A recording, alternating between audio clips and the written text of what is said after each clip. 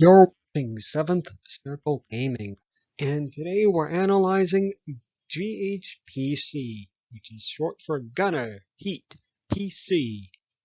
So, we'll get started here in just a second, like we always do, with full disclosure, and I'll invite you to pause the video now, and so you can read through this at your leisure, or you don't have to, we'll just move right along to a couple of screenshots. And the first one is just meant to illustrate what a NATO weapon sighting system looks like. I believe this is from the M1 tank. It's pretty technologically advanced. Yes, there is an automatic laser or lasing system that will find the range to the target. And there's also, at the top of the screen, a virtual compass. And then on the bottom right, you can see the version number of the game, just in case you're curious. So then, with that said, we'll move on because we do want to illustrate also the Warsaw Pact weapons sighting for Gunner's primary optical sight system. And what we want to point out is just the fidelity of the system. Yes, all of this can be adjustable for range. In fact, the player is going to have to range on the Warsaw Pact vehicles for themselves.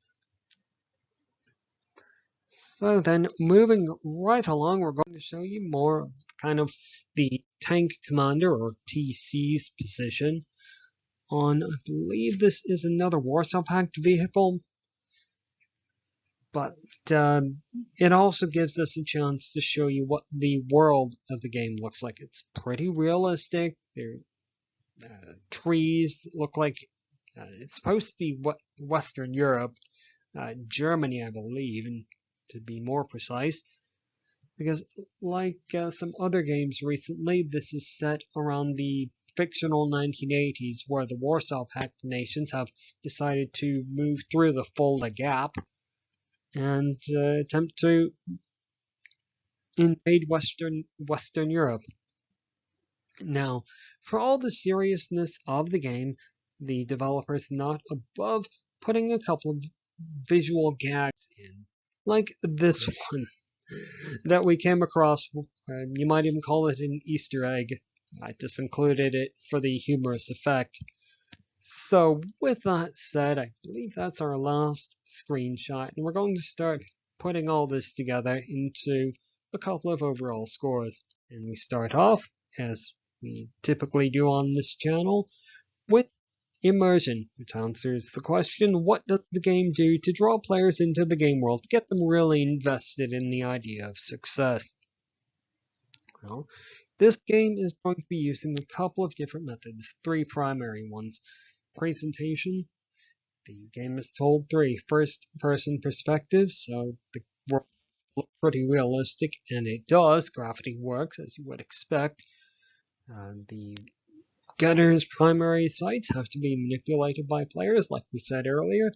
Again, ranging must be done by the player in the case of the Warsaw Pact vehicles, not so much in NATO. The game is also going to be using audio to get players invested into the game world.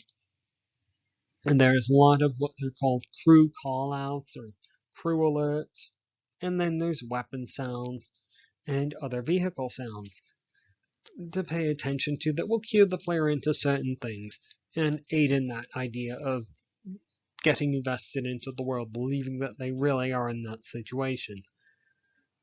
Finally, the game is going to be using combat to get the player invested into the game world.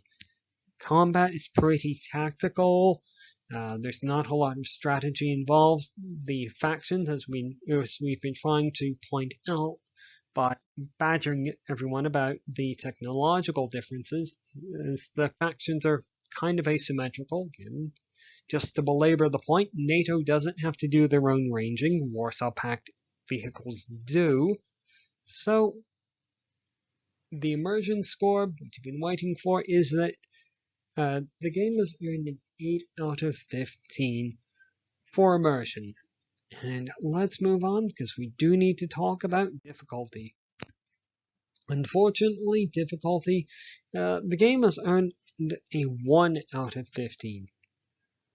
It does lack any seeming overt options for difficulty. There is a quick reference for commands, and the game does have a kind of tutorial, but what that really means, or what I mean by that, is that the first time a player goes through the game, it will point out, okay, this is how this thing is done, this is how that is done, these are the key references for that.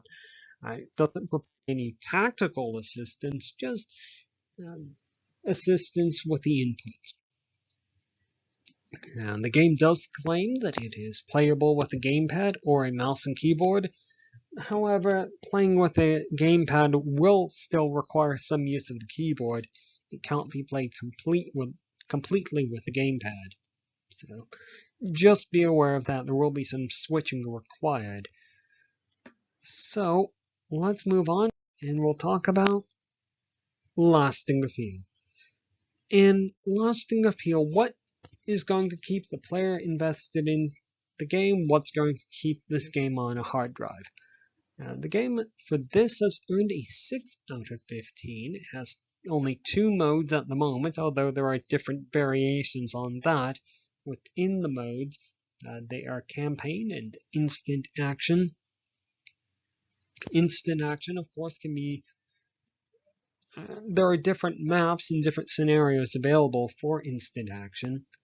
There is a practice range and a free driving mode with no threats, so that's an interesting and useful thing to see for players to get accustomed to the game and learn how everything works before jumping into the campaign mode. The game could be considered by some players to be frustrating. Some players may find that they need to immerse themselves into the game world rather than the game really pulling them in on their own. On the other hand, that can all be fixed because the game is actively under development. So, while it doesn't support mods or DLC at present, we may find those in future. So, the game has earned a 6 out of 15 for lasting appeal. And everyone, I think, if you don't know what's coming up next is overall score. What is the game like overall? And what's the average score? Well, the game has earned a 5 out of 15. It's a vehicle combat game. It does intend to be highly accurate to what the real vehicles are. Not being a tanker myself, I can't necessarily say how exactly realistic they are. My experience is more in aviation, but that's neither here nor there. The game does lack any sort of player agency or customization. The units that are allocated to the player for each mission are set. There's no ability to substitute in another platoon of M1s or M3s. Players should expect minor glitches. We certainly found one in all of our evaluation sessions where the audio would turn itself off. But that's really subjective and possibly dependent upon the system we were using to evaluate it with. So, the question, especially with any kind of game that's still in early access, is it one to watch? The 5 out of 15 would suggest that it is not, but certainly would be one that we think is worth adding to the follow list on Steam, just because it does have some, we do believe it has some potential. And with that, there's nothing more to say about GHPC, Gunner Heat PC. And thank you for making it all the way to the end of the video. Do all the other YouTube things. Have you tried Gunner Heat PC for yourself? What do you think of the game? Leave that in the comment section below. Subscribe to the channel for more of these objective video game commentaries, and good.